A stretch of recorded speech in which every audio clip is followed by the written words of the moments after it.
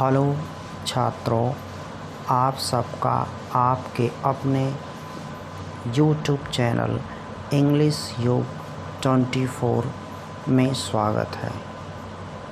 छात्रों, आज हम लोग पास्ट परफेक्ट टेंस का अध्ययन करेंगे। छात्रों, पास्ट परफेक्ट टेंस का अध्ययन करने से पहले एक एक वर्ड का हम पहले हिंदी समझ लें। पास्ट छात्रों भूत, परफेक्ट कोई कार्य पूर्ण हो जाए उसे कहेंगे पूर्ण। टेंस ये तो सभी को मालूम है, समय या काल। अब इन तीनों को मिलाकर छात्रों हम कह सकते हैं कि पूर्ण भूतकाल। क्या कहेंगे? पूर्ण भूतकाल। पास्ट परफेक्ट टेंस को हिंदी में हम कहेंगे पूर्ण भूतकाल, अर्थात कोई कार्य जो भूतकाल में प्रारंभ हुआ या से चला आ रहा है वह भूतकाल में ही समाप्त हो गया। छात्रों, इसमें एक कंडीशन होती है, उस कंडीशन को हम समझ लें। एक शर्त होती है। शर्त छात्रों इसमें सबसे बड़ी ये होती है कि कोई कार्य न कह के हम यह कहें कोई एक सेंटेंस, जो कोई एक वाक्य होता है, या तो उसमें एक कार्य पूर्ण हुआ दिखाई देता है या एक ही सेंटेंस में छात्रों दो कार्य एक साथ पूर्ण हुए दिखाई देते हैं। कहा गया कि एक या दो कार्य एक साथ पूर्ण होते हैं इस टेंस में। अब छात्रों हम इसकी पहचान जान लें। कैसे हम पहचानेंगे कि ये हमारा पास्ट परफेक्ट टेंस है? तो पहचान जान लें। सबसे पहले पहचान क्या है? हिंदी वाक्यों के अंत में चुका था, चुकी थी, चुके थे, या था, ई थी, ए थे, लिया था, दिया था, किया था, ली थी, दी थी, की थी आदि शब्द लगे होते हैं। मतलब ये शब्द से अगर किसी वाक्य का अंत हो रहा है तो हम सीधे अपने दिमाग में ये बैठाएंगे कि यहाँ पर पास्ट परफेक्ट टेंस की बात हो रही है। अब छात्रों इस टेंस की हम लोग थोड़ा सा सहायक्रिया जान लें कि इस टेंस की जो सहायक्रिया कौन होती है, हेल्पिंग वर्ब क्या होती है, ये हम जान लें कि हेल्पिंग वर्ब क्या होती है, सहायक्रिया क्या होती है। तो छात्रों इस टेंस की सहायक्रिया हैड होती है। अब हैड का प्रयोग हम किसके साथ करेंगे और किसके साथ नहीं करेंगे ये जान लें। सब्जेक्ट के बारे में कहा गया है कि ऑल सब्जेक्ट्स, मतलब कि जितने भी सब्जेक्ट हैं, कहा जा रहा है कि जितने भी सब्जेक्ट्स, ऑल सब्जेक्ट्स, वे प्लूरल हो चाहे सिंगुलर हो, अर्थात एक वचन हो चाहे बहुवचन हो, सबके साथ छात्रों हम हैड का प्रयोग करेंगे। चाहे हमारा कर्ता एक वचन हो, सिंगुलर हो, चाहे वह प्लूरल हो, बहुवचन हो, सबके साथ हम हैड का प्रयोग करेंगे। साथ ही साथ एक चीज़ और यह याद रखें कि जो मेन वर्ब होती है, मेन वर्ब में हमेशा हम मेन वर्ब की थर्ड फॉर्म का ही प्रयोग करते हैं। यहाँ तक उम्मीद करता हूँ छात्रों आप सबको समझ में आया होगा। अब हम लोग आगे का स्ट्रक्चर समझते हैं कि आगे कैसे वाक्य बनता है और कैसे इसका हम ट्रांसलेशन करते हैं। तो छात्रों आपकी सुविधा अनुसार आपको समझ में आए इस आधार पे यहाँ पे 3 भागों में बांटकर स्ट्रक्चर को लिखा गया है। एक है पॉजिटिव, दूसरा है नेगेटिव, तीसरा है इंट्रोगेटिव। तो पॉजिटिव कैसे है इसका स्ट्रक्चर ये समझ लें। पॉजिटिव में स्ट्रक्चर सर्वप्रथम छात्रों लिखा गया है subject plus had plus main verb की थर्ड फॉर्म। या फिर दूसरा सेंटेंस आ गया जिसमें subject had plus main verb की थर्ड फॉर्म प्लस ऑब्जेक्ट। छात्रों, इन दोनों को हम नीचे एग्जाम्पल के माध्यम से समझेंगे। अब आगे चलते हैं, अगला देखते हैं क्या है, नेगेटिव स्ट्रक्चर। तो नेगेटिव स्ट्रक्चर जो है, नेगेटिव कैसा बना है? Negative structure subject plus had plus not plus main verb की third form plus object. Negative structure और पॉजिटिव में समानता ही है, केवल NOT उसमें नहीं है और इसमें है। अब छात्रों, हम लोग इंट्रोगेटिव सेंटेंस को समझ लें कि इंट्रोगेटिव सेंटेंस जो होता है उसका फॉर्मेट क्या होता है। छात्रों, इंट्रोगेटिव सेंटेंस हमारा दो प्रकार के होते हैं। एक वे जिसको हम सिंगल इंट्रोगेटिव सेंटेंस कहते हैं, जो क्या क्यों कब कैसे, क्या क्यों कब कैसे कहाँ इत्यादि शब्दों से प्रारंभ होते हैं। तो उनकी अंग्रेजी का हम अपने वाक्य जब ट्रांसलेशन करते हैं तो नहीं करते, संबंधित टेंस की सहायक क्रिया का प्रयोग कर्ता के अनुसार करते हैं। तो समझ लें, इसमें इसका पहला फॉर्मेट बना है छात्रों आपके समक्ष। सबसे पहले हम हैड लगाएंगे, उसके बाद सब्जेक्ट, सब्जेक्ट के बाद लिखा गया NOT। अगर प्रश्नवाचक वाक्य में नहीं आया है तो लगाएंगे, नहीं दिया गया है, नहीं शब्द नहीं दिया गया है तो नहीं लगाएंगे। उसके बाद मेन वर्ब की third form plus object plus question mark, यह लगाना अति आवश्यक है। अब दूसरा स्ट्रक्चर छात्रों समझ लें कि जब क्या क्यों ये वर्ड क्या क्यों कब कैसे कहाँ वाक्य के बीच में आए तो इनकी अंग्रेजी सबसे पहले लिखते हैं, इसीलिए यहाँ पे WH वर्ड से लिखा गया है। Plus had plus subject plus NOT। अगर नॉट नहीं शब्द आया है तो लगाएंगे, नहीं तो नहीं लगाएंगे। मेन वर्ब की थर्ड फॉर्म ऑब्जेक्ट और लास्ट में क्वेश्चन वर्ड लगाना अति आवश्यक है। अब छात्रों, हम लोग एक एक एग्जाम्पल समझते हैं, चलते हैं कि एक एक एग्जाम्पल इसका कैसे बनता है। अभी आप लोगों ने छात्रों पॉजिटिव सेंटेंस में ये देखा था कि सब्जेक्ट वर्ब और ऑब्जेक्ट था। जैसे आप लोगों ने यहाँ देखा कि ये सब्जेक्ट हैड और मेन वर्ब है, और दूसरे में सब्जेक्ट हैड मेन वर्ब की थर्ड फॉर्म प्लस ऑब्जेक्ट। तो इस पर आधारित कुछ एग्जाम्पल हैं, उसको समझ लेते हैं। पहला एग्जाम्पल है वह जा चुका था, वह जा चुका था। सब्जेक्ट हमारा क्या है छात्रों? वह है। वह किस में आएगा? सिंगुलर सब्जेक्ट में आएगा, चाहे प्लूरल सब्जेक्ट में आए, लेकिन इस टेंस के अनुसार, अन्य टेंस के अनुसार नहीं, इस टेंस के अनुसार ऑल सब्जेक्ट चाहे वो सिंगुलर हो चाहे प्लूरल हो सबके साथ हैड लगाएंगे। लेकिन ही जान लें कि हमारा क्या है, यह सिंगुलर सब्जेक्ट है, सिंगुलर सब्जेक्ट है, इतना याद रखें।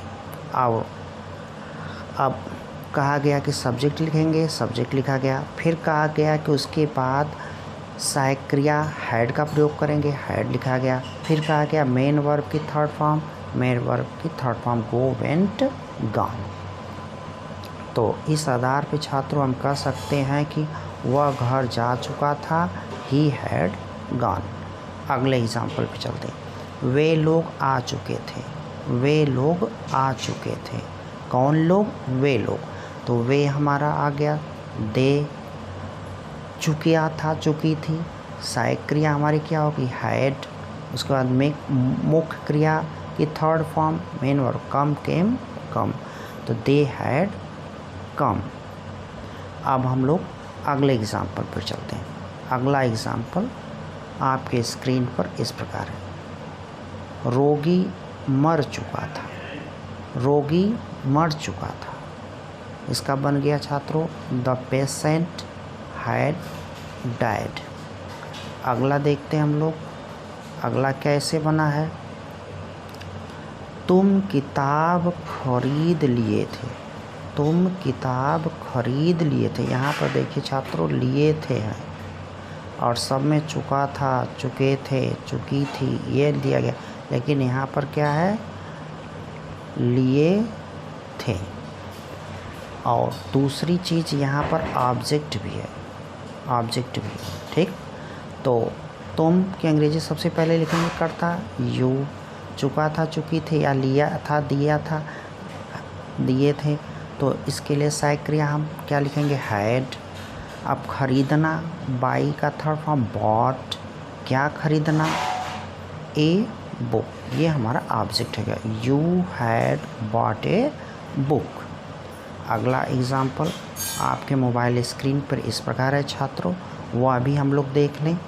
वह अपना कार्य पूरा नहीं कर चुकी थी, वह अपना कार्य पूरा नहीं कर चुकी थी, नहीं शब्द है बीच में। और वह भी है और चुकी थी, अर्थात ये वाक्य हमारा स्त्रीलिंग है, इसलिए वह की अंग्रेजी यहाँ पे ही न लिखकर हम से लिखेंगे। तो सी सहायक क्रिया हैड, उसके बाद लिखेंगे NOT दिया गया है, नॉट, उसके बाद पूरा करना, क्या करना, पूरा करना, कंप्लीटेड, कौन सा चीज़, अपना कार्य, ये हमारा ऑब्जेक्ट हो गया हर वर्क।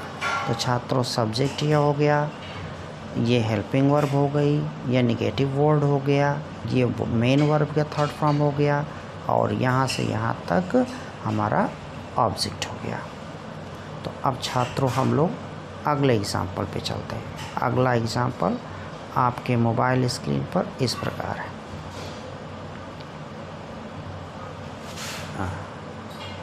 ये देखिए छात्रों, लिखा गया है हम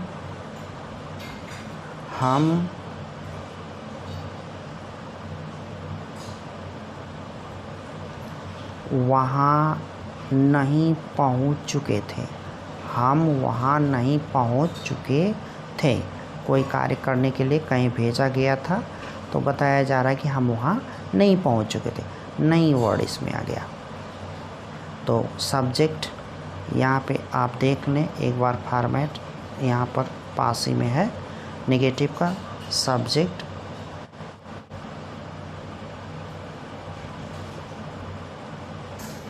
हाँ ये है छात्रों negative word, correct subject plus had not plus main verb third form plus object. अब हम लोग इस एग्जाम्पल को देखते हैं छात्रों। ये एग्जाम्पल आपके समक्ष इस प्रकार है, हम वहाँ नहीं पहुँच चुके थे, हम वहाँ नहीं पहुँचे।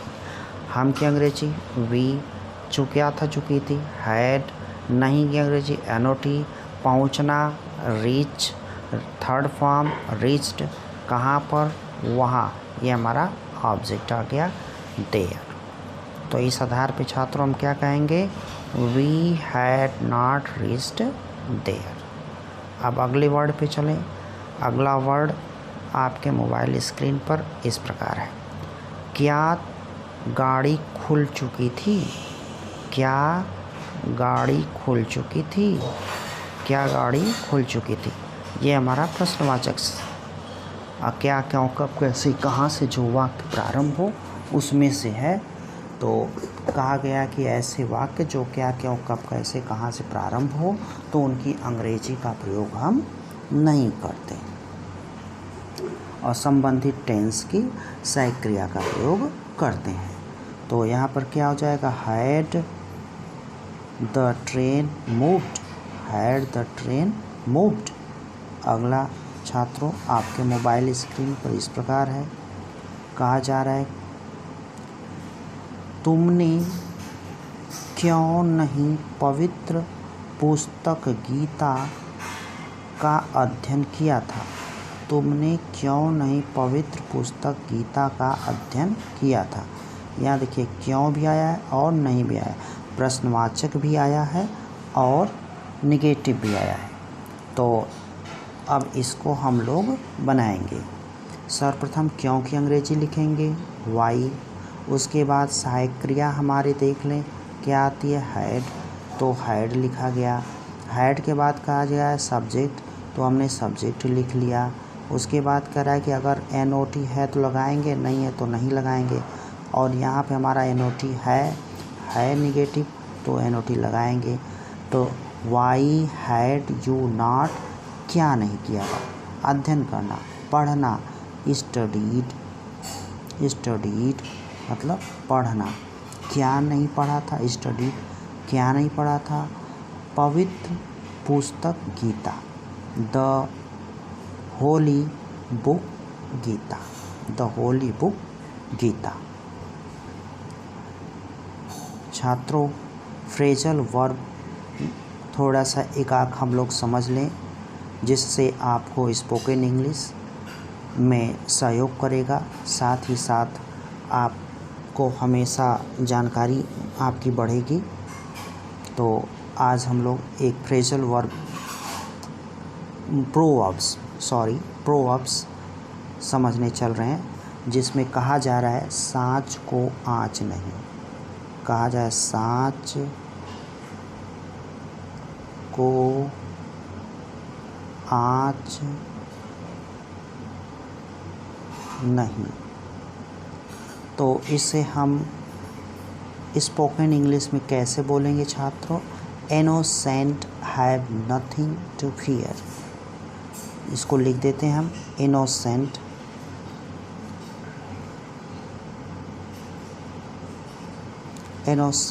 हैव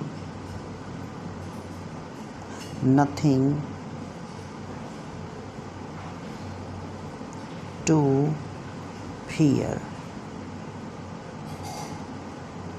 साँच को आँच नहीं, इसे हम क्या कहेंगे, innocent have nothing to fear.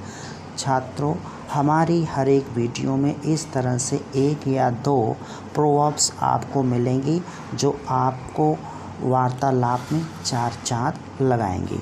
अब हम लोग आगे बढ़ते हैं छात्रों, आगे देखते हैं और क्या हमको इस वीडियो में पढ़ना है। तो आगे लिखा गया है छात्रों, अगर आपको हमारी ये वीडियो अच्छी लग रही हो छात्रों, तो हमारी वीडियो को लाइक करें, शेयर करें और सब्सक्राइब करें। आज हम लोग इस वीडियो में छात्रों आज हम लोग पास्ट परफेक्ट टेंस का बेसिक स्ट्रक्चर हमने समझा, बेसिक कॉन्सेप्ट पर हमने अध्ययन किया। अभी इस बेसिक का हमने अध्ययन किया है, बेसिक कॉन्सेप्ट का हमने अध्ययन किया है। अब हम लोग छात्रों नेक्स्ट वीडियो में